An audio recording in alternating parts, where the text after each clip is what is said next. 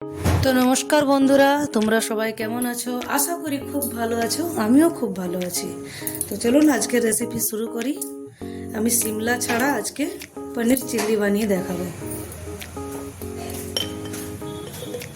তো এখানে নিয়ে নিচ্ছি জিরে গুঁড়ো,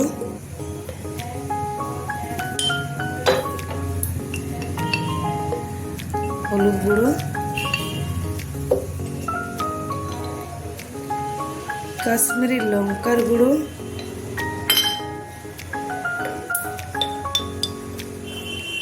এক চামচের মতন কর্নফ্লাওয়ার,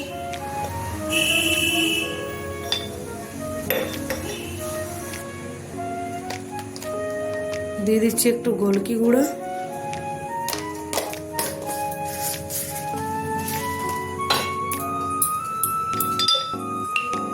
দিয়ে দিচ্ছি ধনে গুঁড়ো,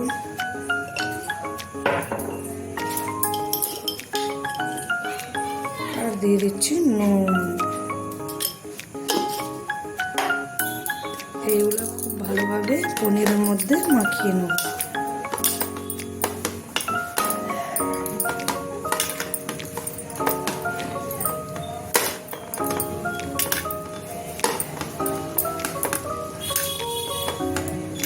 তো এখানে মাখানো হয়ে গেছে। তো এখানে তেল গরম হয়ে গেছে, পনিরগুলো ভেজে নেব।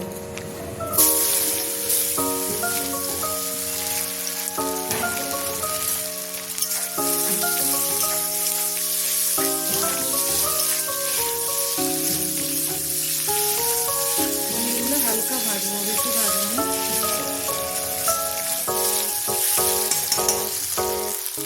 পনির ভাজা হয়ে গেছে।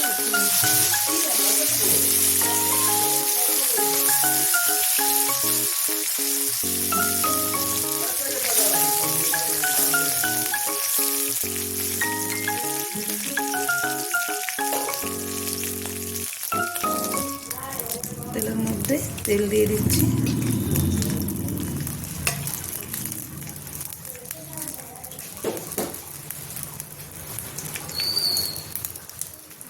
রসুন কেটে রেখেছি, দিয়ে দিচ্ছি।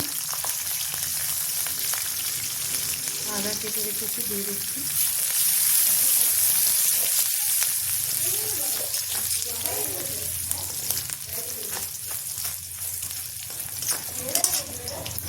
কাঁচা লঙ্কা,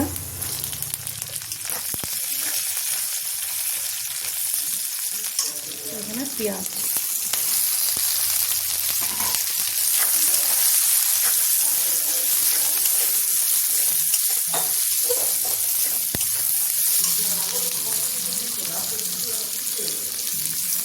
দিয়ে দিচ্ছি নুন।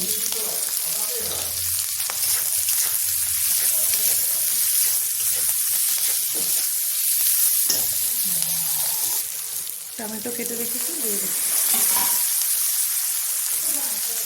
দিয়ে দেবো কিছু গুঁড়ো মশলা,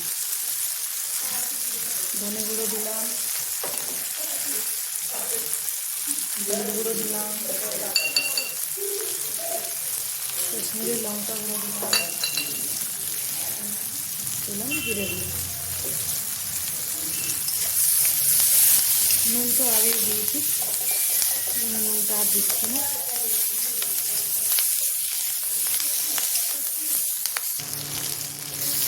এখানে পেঁয়াজটা ভাজা হয়ে গেছে, একটু সস দিয়ে দেবো। দিয়ে দিচ্ছি একটু সোয়া সস, একটু দিয়ে দিচ্ছি টমেটো সস।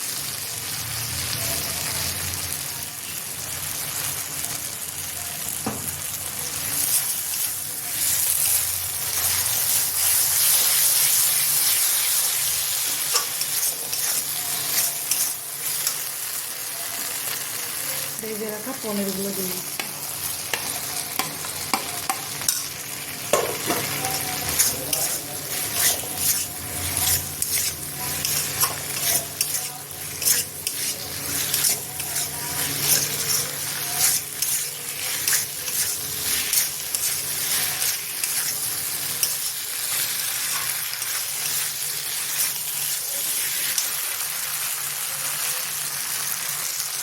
এখানে হাফ চামচ কর্নফ্লাওয়ার গুলে রেখেছি, দিয়ে দিচ্ছি।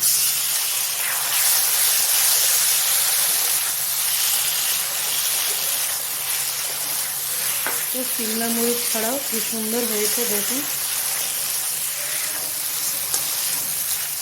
এটা আমি রাত্রে রুটি দিয়ে খাওয়া হবে।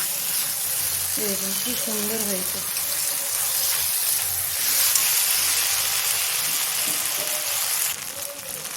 এখানে আমি পনির চিল্লির সাথে রুটিও বানাবো।